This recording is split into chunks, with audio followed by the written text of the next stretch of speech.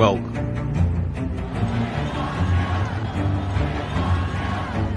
to Washington Football Week with your host, one half of that dynamic duo, Let's go. Sean Spencer, and South Carolina's finest, Will Kramer. Don't play us if you're undefeated. Where we celebrate past success while looking to a bright future. There's a youth movement in Washington, and they're ready to take the reins, led by a fire. It's a new day, new dawn, no longer the laughing stock. It's time to take command. Man.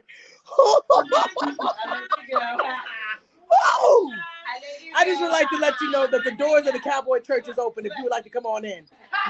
Mrs. Spencer, you're welcome to come on too. Come on. Because Mrs. Spencer low-key loved that. Don't come around me. Don't Your know. mama loved No, that don't too. come around me. Your mama liked that too. Oh my God. He upset with me. No, I don't want to. Can you go away? Upset with me, Janae. Hey, I'm not sis, what happened? Ladies and gentlemen, welcome to Washington Football Weekly. You already know who it is. It is your boy, one half of that dynamic duo that is Let's Talk Football. And you see who I'm with. My guy who is wearing that Cardinal Wisconsin red. Will Kramer. What up, Will? Oh man, special edition. You know things are important when we're breaking in on a Friday afternoon to talk. Yeah, oh, exactly. Yo, we are here. What up, Nathan? They can enjoy this laugh now, but we will have the last laugh. I hope so. I absolutely hope so. We are here. This is a special edition on Friday. Welcome to Washington Football Weekly. First and foremost, today is Black Friday, which means yesterday was Thanksgiving. So, from Washington Football Weekly, we wanted to say happy Thanksgiving to all of you. Hope you were able to spend time with your family or your friends or whoever, just even if it was just taking time for yourself. Will, what did you do for Thanksgiving, for Turkey Day? We stayed here. It's just the four of us, and really it's the two of us, Trisha and I, eating. We made a little bit more food than we needed to for just the two of us, but that's kind of the point of the holiday. And it was good times. And today's nice. You know, the boys been home since Wednesday. They had off. So we need some activities. We got to get them out of the house now. They're getting a little stir crazy. Yeah, you've been playing a lot of pitcher, huh? Haven't you? Trisha's been pitching. You know, ooh, okay, I'm all about equality here, Sean. I want to make sure that Patrick knows that girls can pitch too. And so here you go. Right. Here you go, Trisha. Yes. Yeah, no, I came down to North Carolina halfway to you to come see my parents. It's just me, my mom, my dad, and my brother. We're here. Okay. My sister is with her boyfriend at their parents' house and doing that, and cats with their parents. So it was real reserved, real low key. Obviously, we had to watch that game. So we were the ones who were fried and filleted. But other than that, the turkey was good. My dad did something new this year where he cooked the turkey, took all the time, did the turkey. It was great.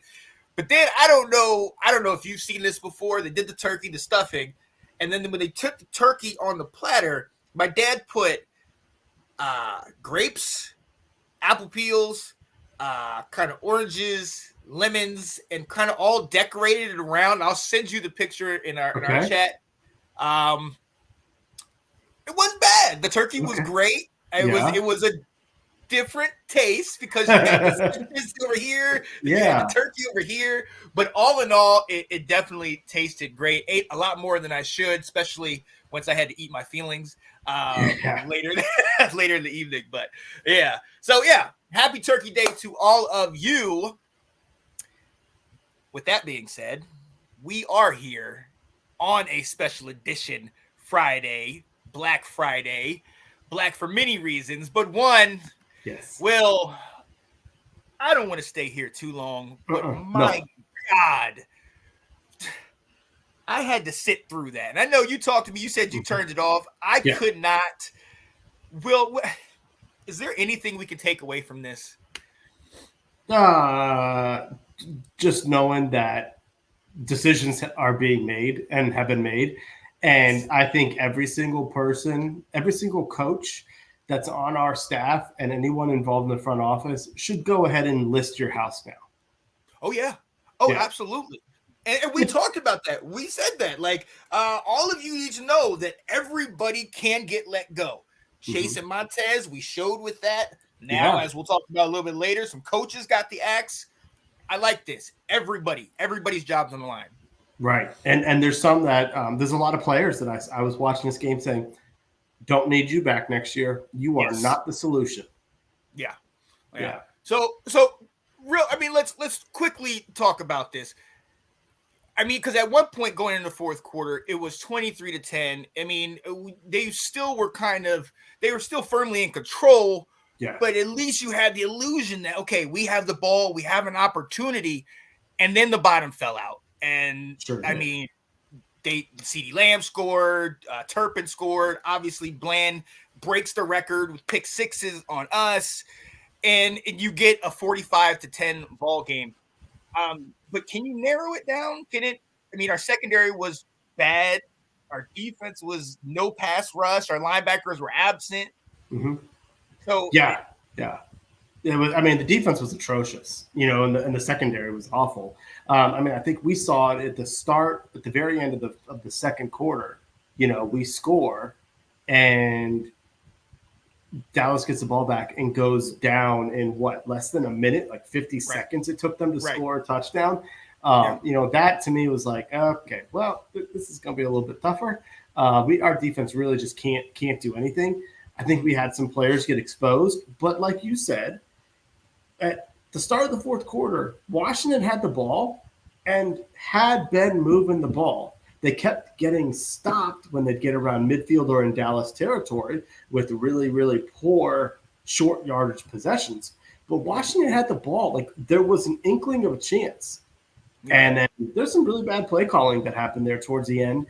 And the bottom fell out. But if you look at some of these stats prior to garbage time, I mean, if Sam Howell throws for 300 yards, if our top three receivers catch over 200 yards worth of passes, and our running backs run for more than 100 yards collectively, you'd be thinking we're in pretty good shape.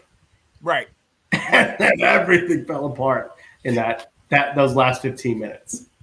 Yeah, and that's that. I think that is one of the parts that is more frustrating, is that we know of the woes on our defense, but the fact that, like you said, our offense was moving. Curtis Samuel had himself a day with 9 receptions for 100 yards. Our ground game with Brian Robinson was starting to pick up. We were moving the ball, and I remember, I think I either texted you or I texted Ben. Shout out to Ben who's watching, and I said honestly, that first drive when we're driving down after they score, we had an opportunity to get the touchdown. Obviously, we don't get the first down. We have to kick the field goal, and my first thought was, we cannot trade field goals for touchdowns with the Cowboys. Yes. They are going to be efficient. Even though we held them to 20 points in the first half, and I'll even exclude that last touchdown, because even when it was 14-10, right after we scored, that was my same thought was, there's too much time on the clock. Yeah. They can go right down on us in a 2-minute drill, and it won't even be a problem. So that upset me, because I knew once they scored, we're not going to be able to go tit for tat with these guys. Right. And it was frustrating, because there were some bright spots, at least offensively. But like you said, the play calling from EB, 1 minute is good, and then the next minute you're at 3rd and 1, and we're going to sit in the shotgun. So explain it to me, because to me, you're doing great. You're putting Sam in good situation. He's hitting the flats. He's getting the ball out of his hands. Bop, bop. He's doing all the things he needs to do. Like you said, 300 yards. But then it's like the simplest of plays, and we have to make it so difficult. Like, what's going on with that, man? No, it's a great question. And we even have Marcus. Yeah, this what he asked about it. And I think I'm going scheme here because we had multiple instances when it was 3rd and 1, 4th and 1. Then the next drive, it was like 3rd and 2, where we could move the ball and we couldn't get 2-3 yards. Right. We couldn't get a yard. And while I understand that our offensive line is bad, but we can't consistently rely on them. But if it's already late in November and you don't have 3 or 4 these are my money plays when we need a couple yards, whether you need a yard or 3 yards, quick slants to Terry. If you don't have certain plays developed that you can go to, and instead your call on 3rd and 1 is a fade that your quarterback throws it 30 yards in the air. Right. Where's Nathan's? I can't defend that. Right. I can't defend that. What do you want me to say to that? Yeah. Like that's the part that got me most frustrated was I didn't think we were going to beat Dallas, okay? But when there were opportunities to make better plays out there, the calls were horrible. Like you said, EB had certain times in the game where he was doing really well, getting the ball out because clearly their pass rush was a problem for us. Yes. Our offensive line was really bad in pass protection, and Dallas was able to put pressure on Sam. But we found ways to move the ball, to get the ball out of his hands. But then we had money downs, and EB choked. And we've seen a lot of that this year. There's been moments of he's been pretty good for certain parts of games. And then when we've needed him, it's like all of a sudden, finally, at the end of the game, he's like, let me run a slant to Terry and just say, you're my number one guy, get open, catch the ball. Where was that when we needed it 10 minutes later when the game was close? Oh, yeah, absolutely. And that's one of the things I remember I was talking to Alex and Anton. I was sitting there messaging them. And the stat came up that Terry got the catch in the 4th quarter, and it said he had 3 catches. And I'm like, why are we not feeding this man? Why do we sit here and put him on this pedestal, but then we act like he's just another Joe Schmo?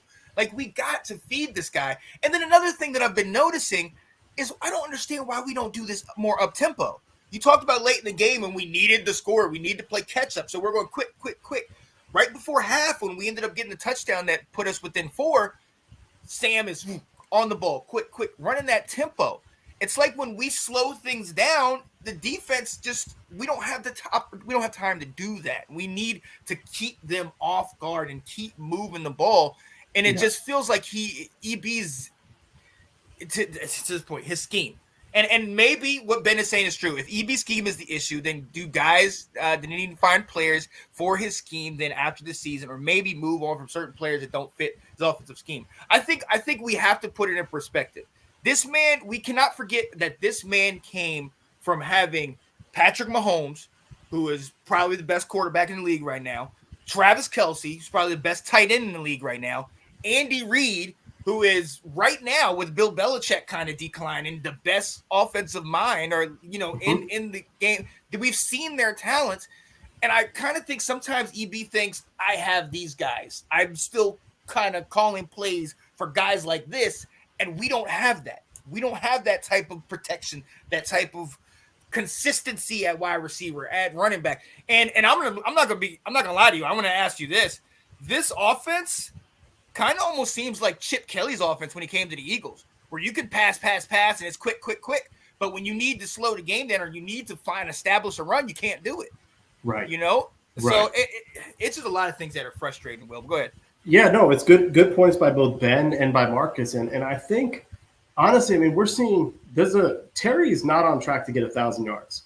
Nope. All right. Jahan had a breakout rookie year when he was healthy, was phenomenal. And he's been non-existent this year under EB. And so there's a point in every game, and they mention it when, hey, listen, and Terry said this, sometimes they take me out of the game. Not on our side. The defense takes them out of the game with their coverages and whatnot. And that's going to open up other players. And we know that. And if that was happening, if we were getting explosive plays like that because somebody else is open, then we would. But EB is a better offensive coordinator than Scott Turner.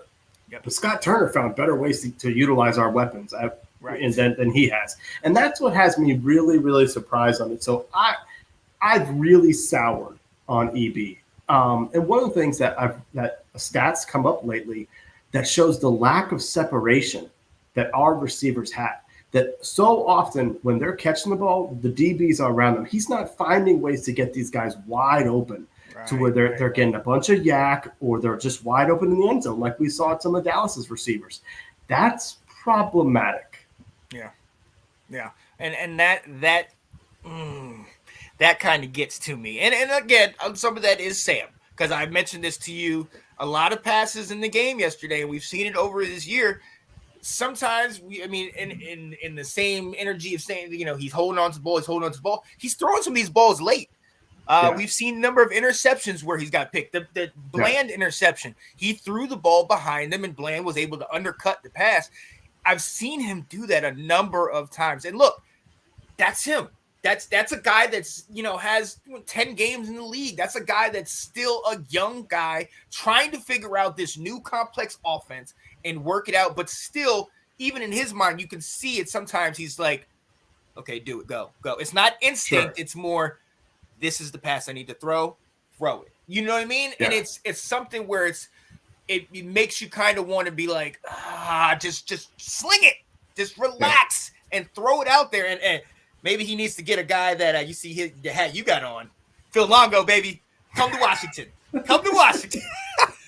But, hey, at the end of the day, this is just an embarrassment.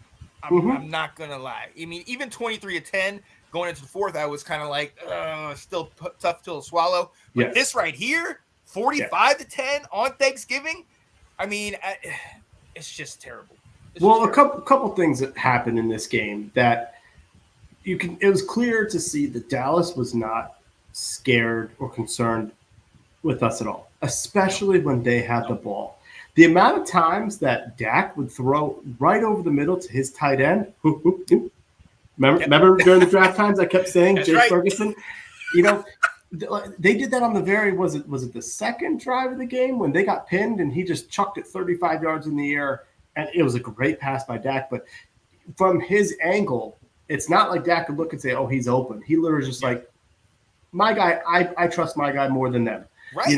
And there was a lot of that. How often did they target Benjamin St. Juice yesterday? Yes.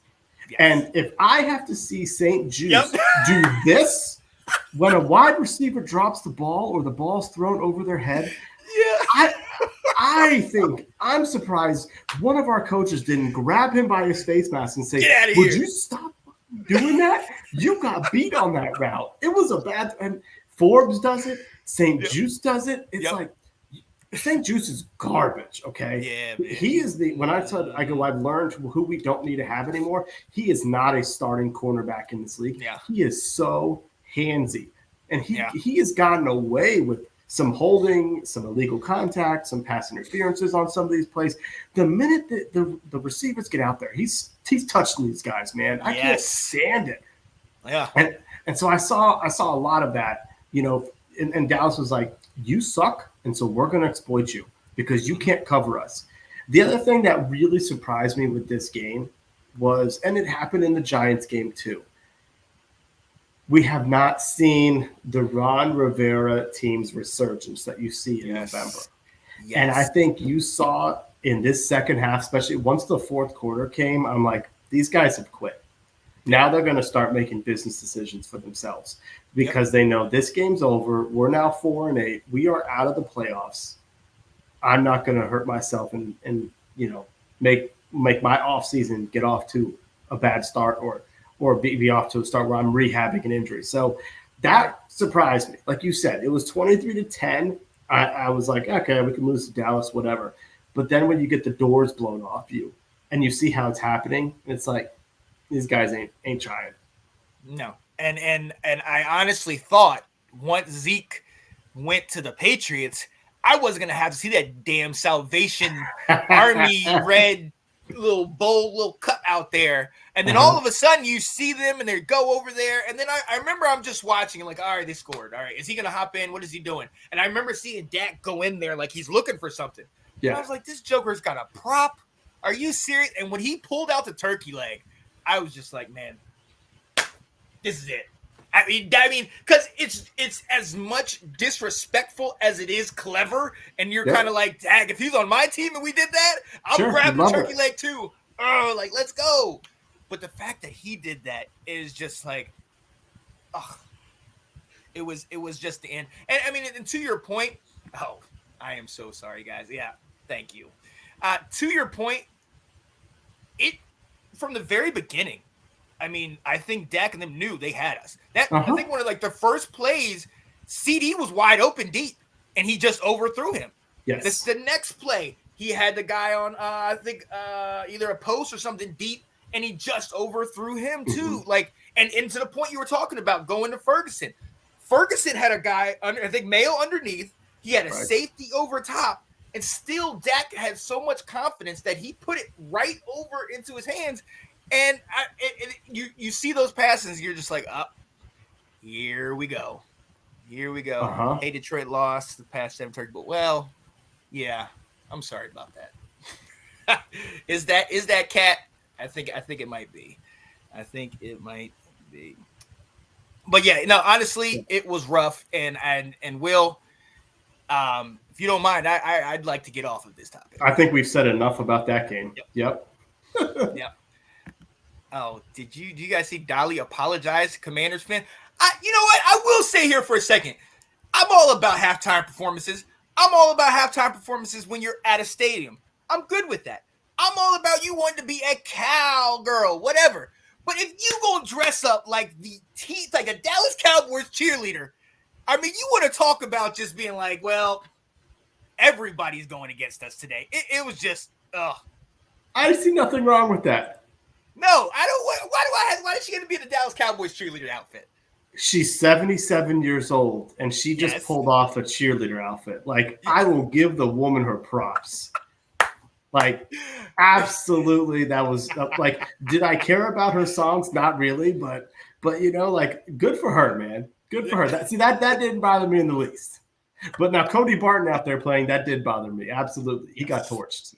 he continues to just get sucked in every single time. Even if he sees, I think the one play by Dowdell where he scored the touchdown, where he kind of bounced it outside, Barton ran right up in there, and you just see him, you know, Dowdell go around the corner. You're just like, what? Are you not seeing the play? Are you not reading the play? It's like he's just trying to push up the middle. You know, when Rico Dowdell scores a touchdown, you know, he played in South Carolina. I sat here and went, what? This guy's in the pros? Yeah. How is that happening? Yes, Marcus, he's a walking yellow flag. He is more handsy than Lauren Boebert. It's awful out there. Oh, wow. And we're going to get to this. What's going on, Andrew? What now, Sean and Will? There are no way fans are looking at QBs for next year, right? Hey.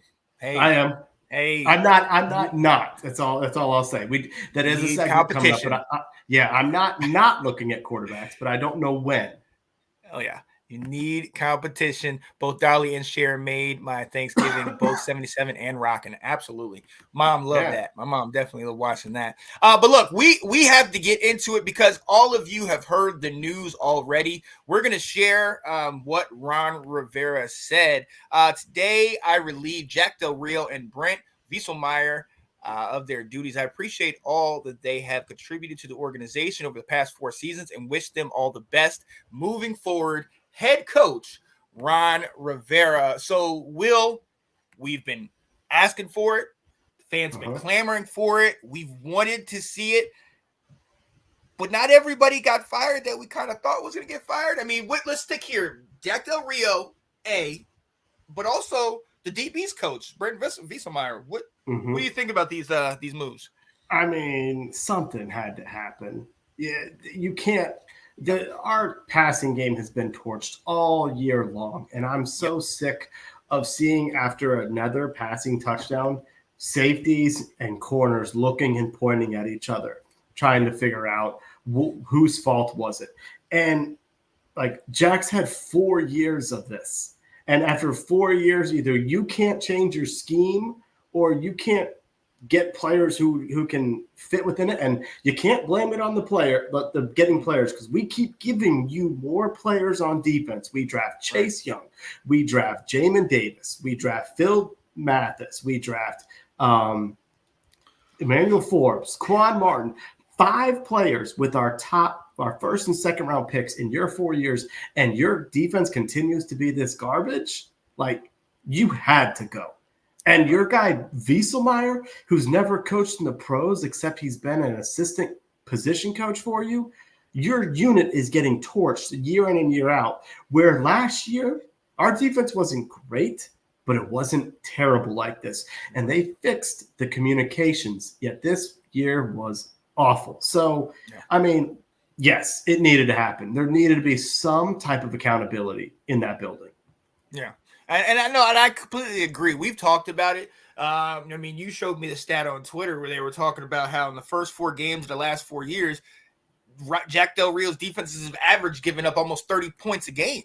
Mm-hmm. And then you go to, the last, games 4 to 17 or whatever like that. It was 19 points a game or something like that. But still, double-digit points that he's given. We sat there and fell in love. I fell in love with the phrase "bend but don't break." But I got to shout out Nathan, because Nathan said we can't rely on that.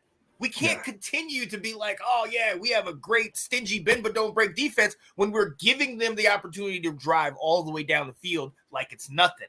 And that it's becoming a problem because our defense isn't helping our offense. As far as this move, I think when we traded away Montez, we traded away Chase Young, I think that was when the writing was on the wall. It was just a matter of time for Jack Del Rio. And it's just you want to see somebody step up to the challenge. Now, I get when you take some pieces away, okay, maybe they weren't good. But to your point, he's had years to mold this into the defense that he's wanted. He's had years to get the pieces. They were really excited about Forbes and Quan Martin. And all I saw was Quan getting torched. And I don't know. Did you see Forbes? He was Somebody hurt. Asked me about it. Oh, he was hurt. Okay. Yeah. He didn't dress. Yeah, his feelings were hurt. Because, I mean, I honestly, for me, I just felt like we should be seeing more from Jack Del Rio. Absolutely. I remember we said we saw him and he got jacked. He got amped up on the sidelines and everything. And I was like, oh, wow. Once? He did that once? We've been bad all year long on defense. And he did that once? Yep. Go ahead. No, it's frustrating to see. No, I mean, I've said this a couple weeks ago. I've been really disappointed in Jack Del Rio's overall performance. He's won a Super Bowl as a defense coordinator. He's been elevated to head coach at other teams because of what he did as a defense coordinator. And here in Washington, it just did not work out. He never got that unit to be a dominating unit like we were anticipating. 2020, they had the luxury of playing terrible non-NFL starting caliber quarterbacks. Mm-hmm. And we rode that to a division title with a losing record. And last year, they got rid of William Jackson. They kind of shored up some of the communication issues, and we played a whole lot better. But this year they went in and they said, hey, we got to generate turnovers. And so we're going to get 2 new defensive backs to help bring us, some turnovers. And we've had a complete lack. Like, you had something that wasn't terrible last year. It wasn't that good, but it wasn't terrible. And you tweaked it and you started going man and you drafted a zone corner and you put so much worse. So it's like there has to be accountability. Now, this is only the start. I mean, I think, a lot of fans want to see everybody gone. They will be. When our last game of the season, the very next day, Black Monday, Ron Rivera will be gone if he's not already gone by then. Everybody, all the coaches know, put your house up for sale, get ready to start cleaning out your lockers. We need to make this as quick as possible as soon as the season's over. But right now, firing more than just Jack and this DB coach, whoever he is, it's not going to make a whole lot of difference.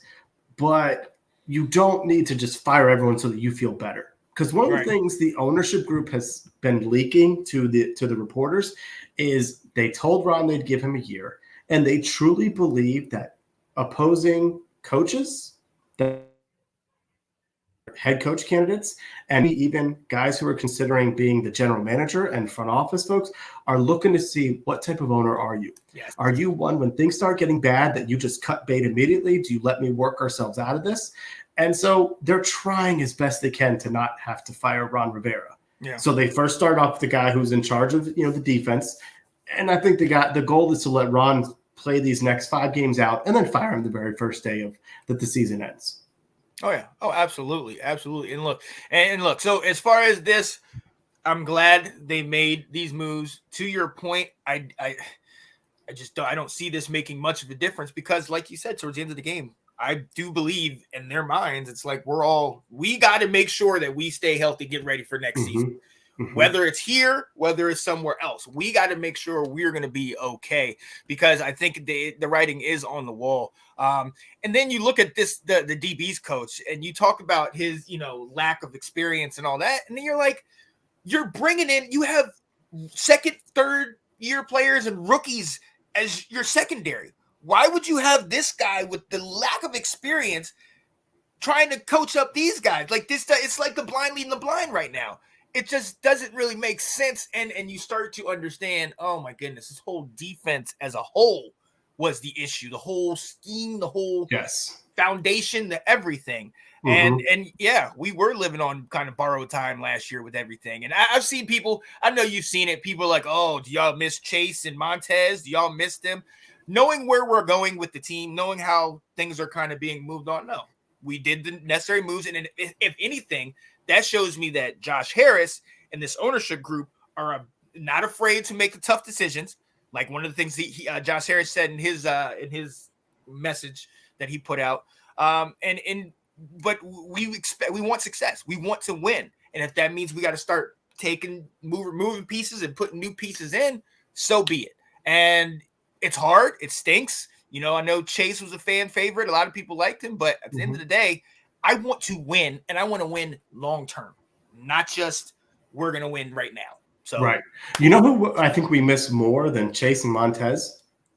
Chris Harris, the defensive backs coach, who left Washington and went to Tennessee this year, and hence Vieselmeyer got promoted. One thing I will say, put this out there in the universe that we may not be aware of. I don't know if we had much of a chance to hire somebody else to replace Chris Harris. Yeah. Dan Snyder was selling the team. The last thing he wants to do is fork out more money on somebody's contract. Whereas, because if you remember when training camp started, after the new owners took over, Vieselmeyer got promoted to DB's coach. Travell Wharton got promoted to offensive line coach. Juan Castillo took over as the run game coordinator. All these promotions happened that we've had these openings for months that weren't being announced. So I don't know if Ron was sort of handcuffed to say, you can go get EB, you can go get a quarterback's coach, that's fine, but that's it. If Dan was like, I'm not paying people if I don't have to. But regardless, then it's on Jack Del Rio. This is your defense to say, I've got someone who is teaching these guys and it's not working early on in the season in the game against Chicago to say, I need to pull this back because he's not getting it done. So it's on me. And he didn't do it. And so it was necessary for him to get fired. And all I can ask him right now is, was yesterday's game, Jack, was that just a dust up? Is that all you had out there on defense? Wow. On that note, ladies and gentlemen, we are going to move on because you alluded to something. And Kat even made mention to it when she made this comment. Fans feel it. Everybody in-house says it. And I can't lie. You and I feel like you and I both kind of thought this is where we were leaning to. But they decided to keep Ron. Yeah. Now, was that the right move? I mean, still the players love him. He knows, how strong that bond is. But, I mean, why don't we just clean house and get Ron out and get, Jack Del Rio and all them out? Why do we keep Ron? I think it's a little bit like the owners are watching. They know people are watching to see what they're going to do. So I've already kind of mentioned that a little bit. Yeah. But also it's sort of like, well, what's the point? Yeah. We've got 5 more games. We know he's not, at 4-8, we know he's not going to be back. He wasn't going to be back at 4-7. We lost the Giants. I mean, that really was kind of like, this is over with. Right. And so are you delaying the inevitable? I mean, are you just allowing to delay the inevitable? Absolutely. But you're just letting him ride out his time. He's also been through a lot of crap here while he was here. Right. But to everyone that wants him fired, he's going to get fired. He's going to get fired at the end of the year. It just may not be in December, but it's going to happen. They know what they want. He's not doing it. He had to, have a miracle coaching season. It certainly hasn't happened. Yeah. But also, why not Ron? Well, who's going to take over? Now Ron has taken over play calling duties for the defense. I actually wasn't sure. I did not think they would fire Jack Del Rio because of that.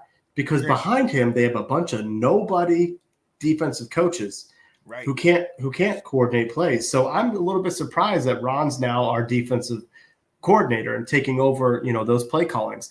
And so you can't just fire all these guys because you're mad at them if you don't have people in-house to take over. And that just shows how poor and inexperienced the coaching staff we had going into this season. Right. And it almost makes you wonder, because I remember seeing the press release from Josh Harris, and Josh said that he talked to Ron, and Ron made the suggestions for JDR and this guy. So it makes you wonder, because we both had them both on the hot seat, and now you give Ron a little power, and so then he gets I thought Jack was his guy, right? And he was quick to be like, "Oh no, he's the problem. Get him out of here." So I agree that Ron. I think they're going to give him the benefit of the doubt, like you said. Dealing with cancer in 2020 and somehow resurrecting our season. He's had moderate success midway through the season. We've known how many quarterbacks he's had, and he's still able to put a decent product on the field. He's signed 2 of our top guys, Deron Payne and Jonathan Allen. So there are positives with him, but we're not winning.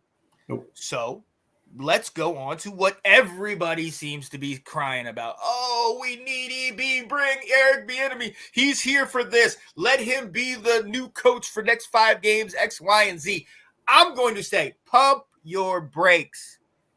EB, let him be the offensive coordinator. Let him get that role under his belt before we all of a sudden just thrust him into this head coaching position. Because I don't know if you guys realized it, but we still have problems outside of that. And recently, if I'm not mistaken, Ron was even trying to take some of what, the control that he had given to EB, to kind of keep that in house. So talk to me, because everybody's saying EB's the answer. Bring EB in. We need to have EB.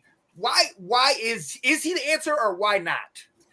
Yeah, I mean, it does make sense to say, why don't you give EB a chance to take over this team and for the next 4, 5, 6 games, depending on if they were to do it, and see what he can show, and then you determine what you've got, going into next year. Part of me feels like, don't you think these owners have or do you have enough faith in these new owners that they've got a pulse on this team, on this locker room, to decide whether EB is going to be an option? And also, I'm sorry, but our team doesn't need to be his trial. Okay. There you go. I want to see a winner. Okay. And I want these ownerships to come in and bring in the best guy available, not just because he's in our building and has been passed over in times before, that he should get an opportunity with us. Because I want our team to get a total clean house of bringing in the top personnel, the top coaches, to take some of our talent and maximize it. And right now, I'm not seeing EB maximize our talent on offense at all. So I don't really care whether he gets promoted during the season or if he gets hired at the end of the season. Good. Like, if he determines to be the best man for the job, then great. But I don't feel the need that we should be his trial run for us. Now, I'm going to let you kind of answer it, but you've heard John Keim's podcast. I have not. So if there's anything in there about it, share with us what you read. Well, and a lot of it has to go with just the focus on the O-line and the fact that, look, one of the things that John Keim was saying was that it just, with like what you were saying, with the last 5 games, Ron has been here let's give him that. Let's let him play out, see what the players, if they're playing for him, if they decide to still get amped up to play. But EB, look, there's a reason why EB wasn't head coach. There's a reason why all these teams, in my opinion, passed up on him. And that's because he still has some things that I think he has to learn. We know about that hard, demanding behavior and that, all that, which is good. I'm all for it. I'm an old school coach like that. So I love that. But I also will say that you do have to have an empathetic side. You do have to have a side where you can talk to these guys. And I think that's the bridge that Ron has. And I really kind of feel like if they had made that cross, that's burning the bridge. I think that is it.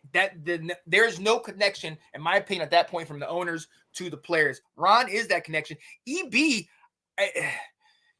I know we all praise him and we've seen how good he has been doing, but he's also been struggling. We've been complaining about him a lot, and that's just with the offense and how he's running with that. So, in my opinion, with him, you can't just, like you said, you can't just fire everybody and then say, all right, I'm going to put this guy in this position, because we still have major issues all around.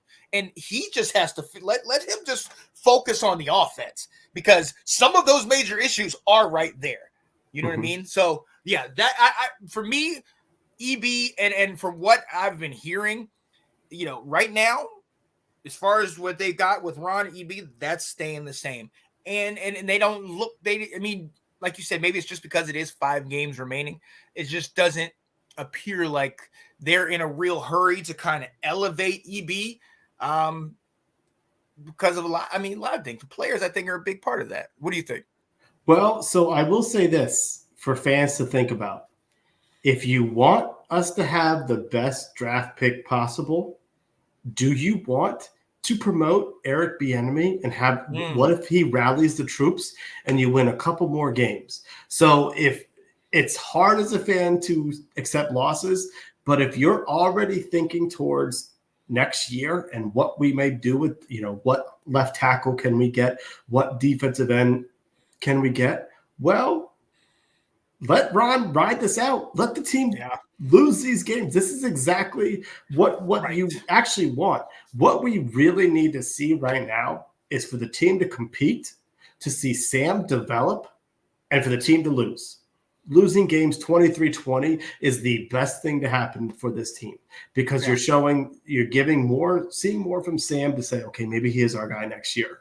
And yet you're losing, and so you're getting a better chance at some top players, because there are some, obviously every draft has some outstanding players. There's some top left tackles that are available, and if you win a couple more games, you may win yourself out. If we were to have the typical Washington Ron Rivera 7-8 win season, 16. You're right. You're going to be in the middle of the pack of the first round, and you're missing out on these guys, and you're picking Emmanuel Forbes. You're picking Jamin Davis. You're not getting the left tackle that you wanted. You're not getting the corner that you really wanted, like a Devin Witherspoon, because you won too many games. So take that perspective, that leaving Ron in there. So, albeit while everyone wants to see him go because all he does is sit there with his hands folded, is also getting you where you need to be, which is setting ourselves up for next year. To that point, I will say, I don't know how many more games I could sit here and watch him where it's like, is he breathing? Is he okay? Because it's just. You got a reaction here? Are you okay with this? Yeah. That's what it is. It's just. I know. And then he has the glasses, and sometimes looking up, I'm just like, Ron, come on, buddy. And I get being stoic. I get that. But still, you gotta give me something, man. Where's the energy after the game in the locker room, on the sidelines? When they had big wins the last 4 years, he would say, everything we need is in this locker room. Right. Where is that going up to these guys when they start to mess up in game and saying, like, what you do? And I'm not using the right words here, but like getting on them at all. And we're not. Like, he does nothing. That's what, it just doesn't make any sense. No, it does. You're exactly right. This is the Ron we want.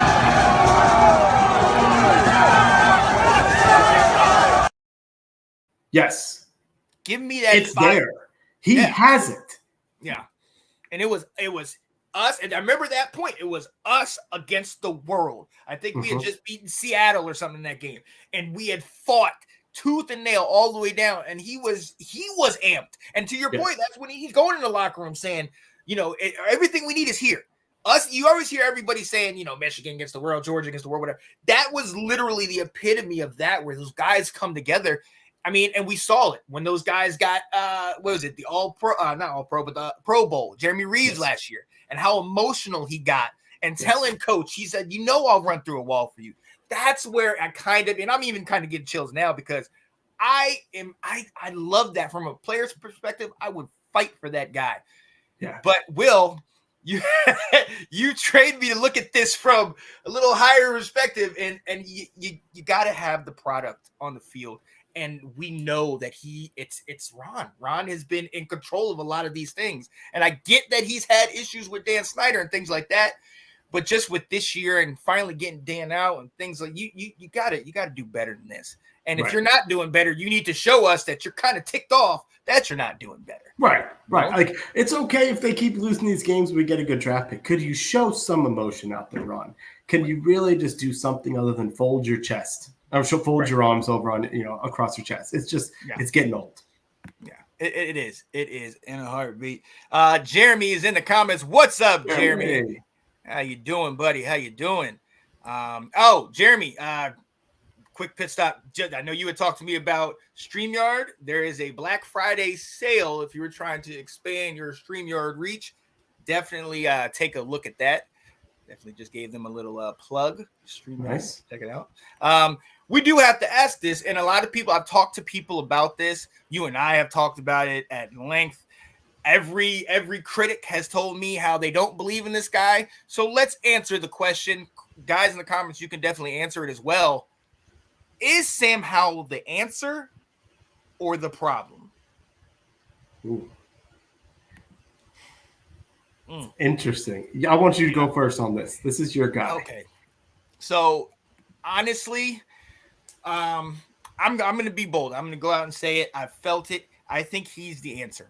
There was nothing that I found joy in yesterday. And it was a hard game to watch all the way through. But in my opinion, the reason why we even had a pulse was because of Sam. Now, late in the game, we saw the interceptions. Late in the game, we saw how some of these passes were thrown behind or thrown awry, or he's just not getting get sacked. But I get quarterback, and you win, he gets all the credit, and when you lose, he takes all the blame. But this guy is literally learning a new offense in his first full year under a new OC. He's kind of seeing the different pieces move, the owner group move in, different coaches and players move out. The guy that he came here after from North Carolina, his buddy, is not doing well. And I know how Sam is big on his teammates and hoping that these guys will, step their game up. And honestly, you look at the numbers, and I know you don't like this stat, but he's, top 3 in passing yards. We know it, and I understand that. Everybody talk about it's garbage yards. For me, if anybody has a question about Sam's play, I think you go to the Philly games. I think you go to the game against Seattle. You know what I mean? When he literally put the team on his back, and I understand we were 0-3 in those 3 games, but he was the reason why we stayed in games with 2 teams that are playoff caliber. One who's arguably the best team in the NFC, if not the NFL. So we know it can be done. We know he can get the job done, and he showed us that he can get the job done. But I can't overlook the fact that the guy is still a rookie. He hasn't played a full 17 games. He has not had the support. He's had receivers dropping the ball. We have not had an adequate running game. His O-line, we don't need to go back into that. So in my opinion, he's not the problem. I think he is the answer. I think it's going to take 1 year where we can everything is set. It's the foundation is laid. We don't have pieces moving. We don't have guys that we don't know who this is and who, musical chairs on the O-line. Give him that, because what he's doing now is he's showing me that he's tough as nails. And that's me. I love him. I'm a North Carolina guy all day. But in my opinion, he's the answer, and he's something that we need to build around. What do you think, Will? Okay. Is he the problem? Absolutely not. Is he the answer? Jury's still out. And I think jury's still out because of what's coming up in the draft. Sam Howell right now is showing that he's probably a top 20 to 25 quarterback in the league, the ability to get maybe up to the top 15. And for the Washington franchise, Redskins football team, Commanders, we haven't had that since Brad Johnson in 99, and I will take that all day, okay? Yeah. Faubert's right when he says Sam is both. I would take that all day, every day, just like I said, he's good enough, like Kirk Cousins was, that you could build around this guy. Sam Howell is good enough to build around. Absolutely. That is a yes. I do think his numbers this year need to be taken with a grain of salt. When you are throwing the ball 60 times a game, that's true. You're going to get more opportunities. When you're losing games and getting a chance to play quick game against a prevent defense and getting an extra 75 yards for that game, that's going to help your stats a little bit. But he has shown that he can play in this league, and that's what I've been most impressed with. My only jury's out on him is because basically, if we're looking at potentially drafting in the top 5, do we have the ability to get someone whose upside is greater than a top 15 quarterback in the league? Like if you look at someone like good comment, Jerry said, he would be as good as Purdy was in the 49ers, probably. I kind of compared Sam right now to like a Dak Prescott. But if you don't think Dak is good enough to win a championship for Dallas, then is that what we should be building our franchise around? What if in the draft what if Drake May slides and we're picking 4th and he's there? Are we going to say, nope, we got to go get that left tackle because we got another guy already in here? Or do you need to say Drake May has better tools? The ceiling is higher for Bo Nix. Are we concerned about Sam's height? Are we concerned about his pocket presence? We're not concerned about does he have the arch strength? We're not concerned about his ability to run and his toughness. But if you have concerns about some of the other stuff, do you build your franchise around him? And I don't think we have an answer to that right now. No. But I think, and that's where I think these next 5 games are continuing to be the only thing that's worth watching in these next 5 games is does Sam continue to develop? Because next year's regime, the front office and the coaching staff has to determine what to do because it would make a lot of sense if we are able to go in with Sam Howell as your quarterback next year and your first pick is a stud left tackle to start rebuilding that offensive line because fact, the offensive line is not good enough. And could he have another weapon out there? Sure. But I think if we shore up the offensive line, maybe some of the other weapons may develop more. I think we have learned that Brock Bowers does not need to come to Washington. No. Even though you and I keep getting hyped about the idea of drafting Brock Bowers, that would not help us. We need beef up front. And then after that, we need defensive line. We need to fix the defense and the issues that we're having. Yeah, the trenches need to be fixed right now. And that kind of should be where the team needs to start. So, yeah, is Sam Howell the problem? No. Is he our future long-term solution? I'm still not sure. But I'm leaning yes. I'm 65% yes right now. I'm not maybe 70%. But I think the door's open for me to say we also need to do our due diligence on these quarterbacks coming out. Yeah. Now I'm 150%. No, sorry. No, I'm honestly about 85%. And the reason being is, hey, what's going on? Dane, you got in the comments saying, hey. But this comment right here, Sam Howell being on a rookie contract is scary for the rest of the NFC. You go, and then I've got a thought process on that. So go, you share your thoughts. So first and foremost, I want to reply to what you were saying. Okay. There is never a scenario where I'll turn down another North Carolina quarterback. So if Drake wants to come here and we can have them play, starter and backup, I'm good with that. Tar Heel Nation. But as far as with Sam is concerned, my biggest thing, and I go back to Jason Campbell. We had 7-8 years, 7-8 coordinators. My biggest thing is keeping him with the coordinator. Let's let them work together. You see about the Bradys and having McDaniels. You see about, some of these head coaches, EB when he was with Mahomes and all that. You see these coordinators working with their quarterback and helping to raise them and move them along. I feel like right now where his growth is, he's on an ascension. Now, I'm okay. This is where I want him to go, but he's more an upward climb. But in my opinion, I honestly think that you have to start putting these pieces around him. What he's taught us this year, and from what I've seen, is that you can throw everything at him. He's still tough. He's not going to waver. He's going to make mistakes. We've seen the errant throws. We've seen sometimes where he'll sit here and freeze and take a sack and things of that nature. But at the same time, you start looking at some of these things that he doesn't have, and you say, what if we do get that top tier line? What if we do get some guys in free agency and get a top tier tackle? What if we start to establish a run game because they can run behind this line, and all of a sudden that opens up for him. We talk about Drake May in North Carolina. He has a guy by the name of Omarion Hampton.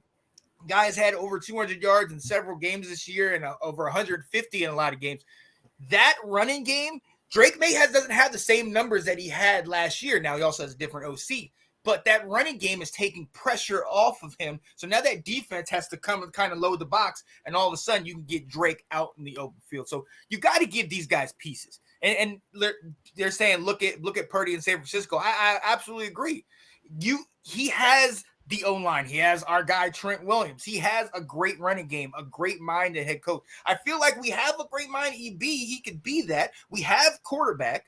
We have pieces in Jahan and Terry, and Curtis Samuel. He showed himself out. I'm even down with our running back Brian Robinson, but we've got to get those trenches set, because if Sam can't stay upright, how can we truly judge how good or bad he is? Because he's taking a sack every 2 or 3 plays. Yeah, you know what I mean. So what are your thoughts? Yeah, you need Michael Vick back at quarterback to evade some of this, right? Some of the pressure we've got. So, all right, so 2 things I got to talk about. It's going to be offensive coordinator continuity and then the contract. They're great questions. And I love what Andrew put in there about, like, at what point in the draft is Sam a better prospect than these guys? And that's where I think right now we don't know. And that's, I think it's going to you can't answer that on November 24th. But come January, February, when the front office and the new coaching staff is in place, that's going to give you a chance to see what do they want. But that also brings me back to, if you're bringing in a new coach and he's an offensive-minded coach, does he want Sam Howell for 2 years? Or are you telling Ben Johnson or Bobby Slowick, go pick which quarterback you want? You now have him for 5 years of control. Yeah. So that's the only part of this equation with Sam, because he's already played 2 years in the league, and because he was drafted in the 5th round, he only has a 4-year contract. Where now, so you only get him for a few more years before you have to pay him. So that, I think that could factor into what head coach is coming into, what do they want to bring in. But I mean, regardless, you're going to have either a rookie quarterback or Sam on a cheap contract, and that certainly does help. I will say this about bringing in another offense coordinator. And you are right to think about Jason Campbell, but I think that's when you saw the wrong coaches were brought in. Right. But look what just happened in Houston. Bobby Slowick came from San Francisco with D'Amico Ryans, and he finally got rid of the Ohio State quarterback curse. Are you telling me that he can't do that with Sam Howell if he did it with C.J. Stroud? Look at what is his name? Ben Johnson up in Detroit is doing with Jared Goff. I thought Jared Goff was terrible in L.A. Well, I know he went to the Super Bowl. You saw him yesterday. He didn't look great against a terrible Packers team. But he has turned Goff around to be more than a serviceable player. What about Shane Steichen, who look what he did with Jalen Hurts, and then he went to Indy. And I thought that Andrew Richardson was the biggest bust in the world, and he looked competent when he first started playing. So that's why, like, you're correct in saying, do we need continuity, keeping EB in place, or can we get an even brighter offensive mind who's modern day NFL to make life even easier for Sam? And to the point, I think the biggest consensus we can have is we got to get a better offensive line to give whoever is taking snaps next year. They need more time. It's not fair to either of them. Right. Right. And that's where it's hard for me and shout out to Andrew saying, like, would you want Sam or Bo Nix, JJ McCarthy, Michael Penix Jr.? And that's where it gets hard for me because obviously I'm biased towards Sam. And Bo Nix, we've seen what a great year he's had. JJ as well, Michael Penix Jr. potentially this year as Heisman Trophy if he wins out. But in my opinion, it's great to put one of these guys in there. But if, like, to your point, if we have the same issues on O-line, what are we doing? Are we just hoping that they run and they could overcome these issues? And when you look at these three teams, look how good these offenses are. Oregon's offense is elite. Michigan, we've seen that hard-nosed running game. And, McCarthy doesn't have to do so much, but he's able to do enough. And he is legit. And Michael Penix Jr., that whole team, when Oregon played Washington, there was like 32 scouts that went to that game, watching the quarterbacks and watching all the different pieces on those teams. So when you bring these guys into Washington, and then you're like, all right, well, do they have these pieces? Are they going to have an O-line that they can sit there and learn and work with? Are they going to have this? And that's where it goes to the question that Dane asked, where should Washington invest in offensive pieces around Hal or a solid defense? I think we answered that earlier. Yeah, yes. Yeah, exactly. But the trenches. Yeah. I honestly think O-line, yes, but for years, people have looked at Washington, and our calling card has been that D-line. That D-line is one of the best front fours in the league. While they did not show that on the field, I do think that we do miss Montez and Chase because we didn't get any pass rush against the Cowboys. Right. And we really didn't get much pass rush against the Giants either with their O-line and how they've been playing musical chairs. So I think it is imperative to get that mainstay at tackle, get some help at guard, focus on that offense because what we do know is EB in I believe 3 games this year, we've gotten over 30 points. And then in like 4 or 5 games, we've gotten over 20 points, which is a lot better when you put it in context from last year where we're averaging 17, 18 points a game. Right. If we can have that and get a little bit more time, our offense can get the job done.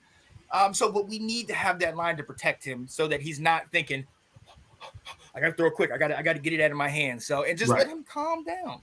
Well, and I'll say that this is why I'm still kind of jury's out on do we make Sam our starter next year. One thing I haven't seen from him that I thought we would, explosive plays.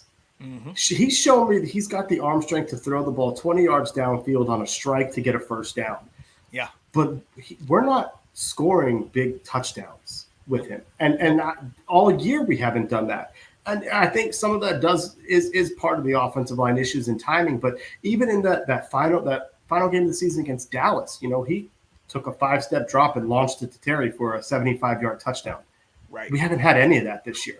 So that's a little bit of my why it's like I'm still like these next 5 games lose, but I'm looking to see what type of development are we seeing from Sam. Whereas like Michael Penix he might be the best deep ball thrower in college, the way he's able to drop that in there. And who knows, we've got a couple picks in the 2nd, 3rd round. Maybe we go bring in a Spencer Rattler and let them battle it out next year, Sean. Only if we can bring in DJ Swearinger back or something. We need a 2-part. Go ahead and shore up the offensive line, get a defensive end in the 2nd round, and let's go bring in Spencer Rattler. Let's let them duke it out.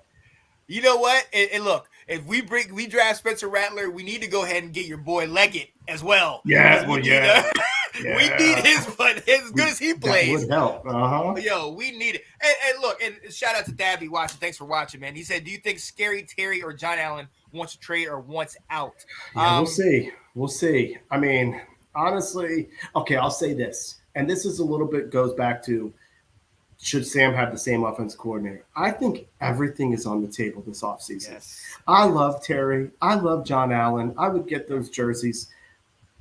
But we have to move forward. And for the sake of the fact that they haven't had winning seasons since they joined us as Redskins, do they deserve to go somewhere else? But also, if it means we're going to get pieces back in the same way Montez brought us back something and Chase it, then we need to go ahead and do it. We need a complete reset. You're bringing in new front office. You're bringing in new coaching staff. You need to give them 4 or 5 years. And if that means you gut the system, then you gut everything to start over. Absolutely.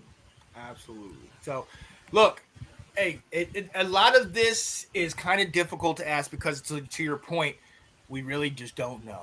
They can honestly gut and then all of a sudden now we're asking all these different questions. What direction we go? Who is coming in? What is their mindset like? What do they want?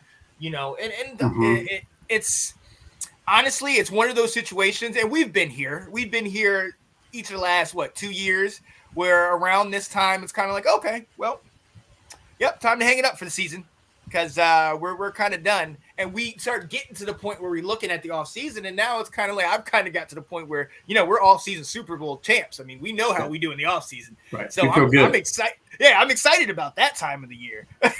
But the problem is with this stupid NFL schedule. The thing I always say is give me a December to remember, something to be hopeful for. We still have 5 flipping games because the season goes into January because they have 17 weeks of this crap, 18 weeks of the seasons. It's awful. Like the offseason is still a long ways away, and it's awful. So I think it's our topic coming up, so I won't share more about like what comes next. Oh yeah, no, and so let's move on. And I mean, this is a question that we have to ask. And before we ask it, I'm going to show you where Washington fans are. I did go on after the Giants game with some of the guys, and Kat thought she could make jokes. So let's just see what happened. Go ahead, Sid. FedEx on blast. Here. Thank you, Kat. And I brought you this. Maybe you guys need to start wearing paper bags. Wow, because we just trashed today. Love you. Just now you don't have to worry about people recognizing you. Wow. I'm sorry, Sean. That describes our loss today. That describes our loss. Tell me she did not just do that. Do you want me to take it out for you? Well, ladies and gentlemen, as you've seen, this is where the show has gone. I don't like that. I don't like that one bit. But it's an accurate depiction of where I'm at right now and how most fans kind of feel. If you look into some of them group chats and some of them little message boards and whatnot. So let's try to answer this question for people, because I've been getting in arguments with people left and right on where does Washington go from here. Because in my opinion, I don't think I'm never going to tell anybody to tank. I'm never going to tell anybody just to not play. You always got to show up. Each day you get an opportunity to play football, you play. But what is our motivation? Why are we still trying to I don't know, man. What can we expect? Where do we go from here, Will? Well, the players are auditioning for next year, like you said earlier, whether it's this team or somebody else. So you're putting film out there that GMs and coaches are going to look at. So that's your motivation. As fans, listen, I'll say this, and maybe it's because I've become way more glass half full most of the time. You only get 17 of these. Yes. My son asked me last night, why are you wearing that shirt, Daddy? I said, because I'm a fan, and I'm still wearing my Taylor Heineke shirt, even though we just lost. Right. I'm still wearing it, and I will wear my gear around town. I will wear the jerseys with him on Sundays when they play, just because it's part of the fun of everything. So it sucks. We're all ready for the offseason to change. Be patient. It's going to come. Yes. They're going to clean house. The owners know this. You know, they bring in analytical minds, and Ben Standig already said that. He goes, just because they haven't fired Ron doesn't mean they aren't doing things behind the scenes and talking to people. I think what I would love to see is sometime in December before Christmas, we announce who's going to be taking over the front office. They've already named one guy, Eugene Shen, is going to be our director of analytics. So boom, right there. We've got someone who's going stat related. And so like on 4th and 2 in the first quarter, Ron, when the ball's at the 40-yard line, you don't punt. You go for the ball. Thank you. You go for it, okay? Mm-hmm. So we've got someone there that's going to be a little more stat driven. But if we can make some announcements, and I know we can't make this on November 24th, because if you're taking him from another team, what's that person saying to his current employer? You know, but if at some point before Christmas, before the end of the season, we're able to announce who the front office is going to be, or who's being hired as director of football operations or general manager, that's going to start giving us a direction, because that's going to also let us speculate, okay, who are they connected to? What franchise are they coming from? Who has previously worked for them. So that's where the fun can be. And, and like I said, I'm just going to go back right now. Jack's already saying it. 7 Oh, yeah, I see it. Getting into the top 5. He's loving losses. Jack gets more happy after losses this season than he does wins. But it's the idea of just be a fan, root for your team, wear your stuff. Right. If you can't stand it out in public, then watch the game at home so you don't have to get yelled at by people and laughed at. But that's all we can do. You ride this out for December. December's going to suck. But then the future will be come January when we can kind of see where this franchise gets its reset, because everybody knows it's coming. We're all ready for January. Yeah. Yeah, and when Will says the future is going to suck, let me tell you about this gauntlet we have. We have Miami, we have the Rams, the Jets with the potential Aaron Rodgers return, San Francisco. Yeah, Chase Young coming back to DC. Right, and Dallas. So there's a chance for 2 wins there. 2 wins. The Rams are no better than us, so that's a draft pick toss up. So that's a big game. True. I bet the Jets have a lot more to play with at the time with Rodgers if he's back.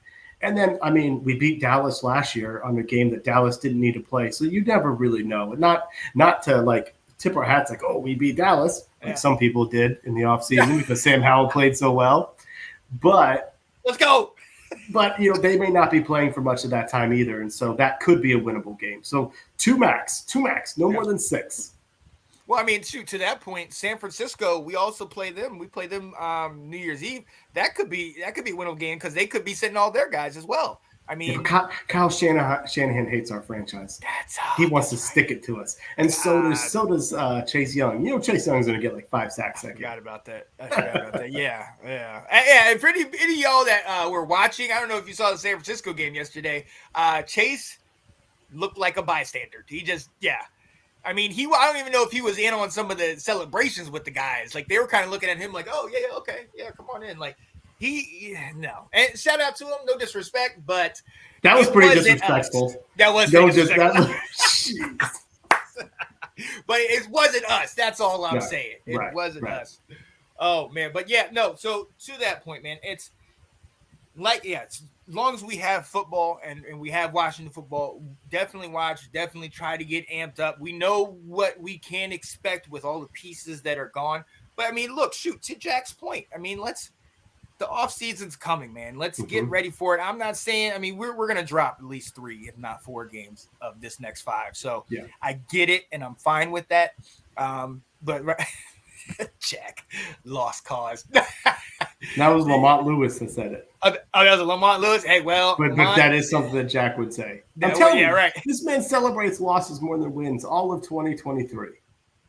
I would celebrate Victory Monday, and he would celebrate Misery Monday all the time. Black Monday, right? Yeah, he was thrilled when we lost. And look, at the end of the day, we know season's pretty much a wrap for us. We're starting to look to the off season. We're just looking to see who still wants to be in Washington, who still wants to fight for us, who still wants to go hard and keep playing. Like you said, people are going to start making business decisions. They're going to start saying, I'm not trying to go into the offseason hurt or potentially ruin my opportunities with another team. But honestly, I think everybody's tape from here on out needs to be absolutely scrutinized to the nth degree. And it's almost like tryouts. It just look, what are you guys willing to put forth when the season's over? Potentially half these guys are out. What are you willing to put forth? Are you just going to say, we don't have anything to play for and we're done and call it a season? Or are you going to keep working and churning and fighting, even though you don't have anything really to play for? So that's the question I want to see answered. And as I look at that, I'm not going to be looking at scores or anything like that because I don't need to see. I will be probably starting a lot of people that are on the opposing teams in my fantasy league. So that's where I stand. I'm a realist on this, You are. I'm impressed. I tell you this all the time. I'm impressed how you have a realistic view of Sam Howell, even though you love the dude and want him to succeed. You also have the ability to be like, you're right to me. That pass was behind him. He can't do it. Love him. I do. And I am extra hard on this guy. I am, because he's supposed to be the second coming of Joe Montana, but we're not going to go down that road.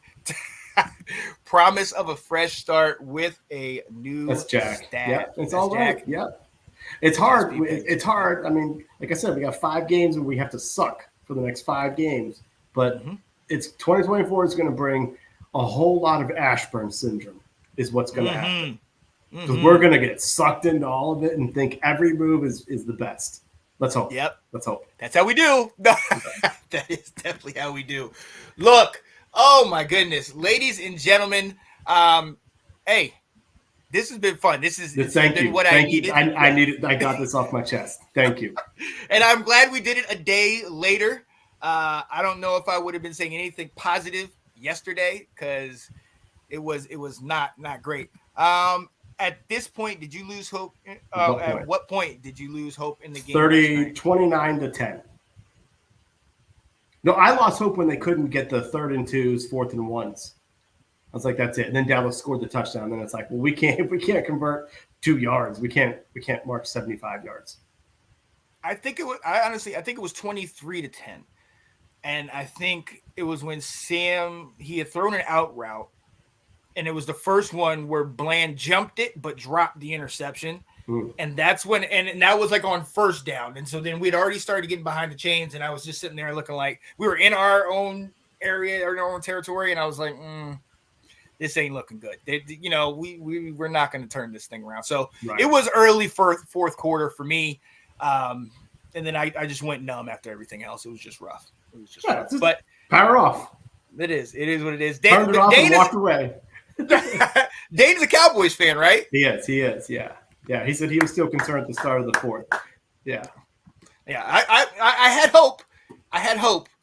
But it didn't happen. You know what, Dane? I'm going to do this for you because I know Will doesn't like it. But we have another show, Let's Talk Football. It's on Mondays, and my partner is a diehard Cowboys fan, and we have a bet each year. So actually, Monday, my attire is going to be blue. It's going to be Cowboy blue, unfortunately. But she gave me a call, and this is what she had to say. Man.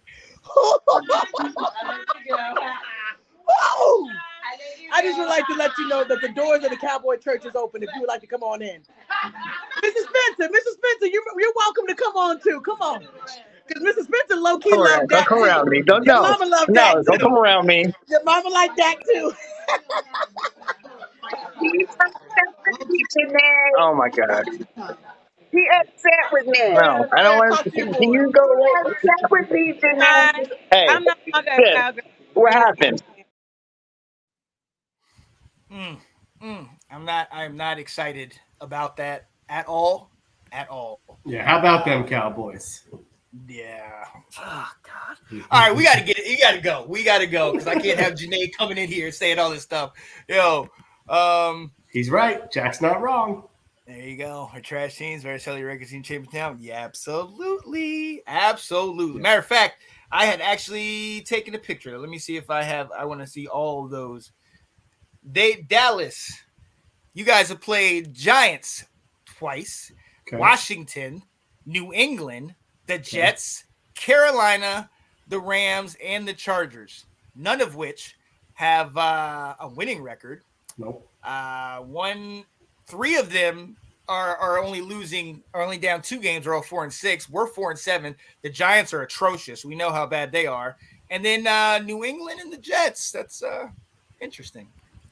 It's typical. It's also typical. Here we go. Yeah, it's typical.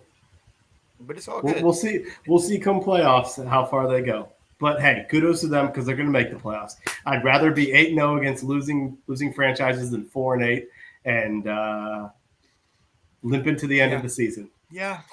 I just want to get excited in December. I want to come to a Thanksgiving and a Christmas where I'm just like, man, yes, I'm decked out in Washington stuff. It's hard. You have the Wisconsin stuff, but it still is a W, so it's still kind of close. It doesn't count. No, it doesn't. All right, good. And you see me, Black Friday, I'm just I support the family, man. That's what I do. I support the family. There you go. I'm with that. I like that. Yo. Oh, man. I love you. All right, we got to go. Jack and Dane are going in. Yeah, Jack and Dane are going at it. Hey, look, we got to get out of here. Thank you so much for joining us. We will be back Wednesday. Yeah, I'm good. Yep.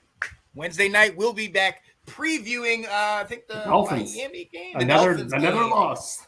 Hey, just don't put up 70 against us. Look, Right. That's my guy, Will Kramer. You know who it is. It's your boy, Sean Spencer. We're going to go ahead and let you go. But as always, we're still watching the fans.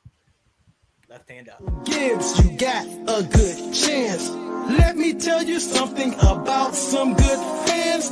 Back in the day, RFK was our palace. If you don't know, you need to ask about us. Think we're gonna lose.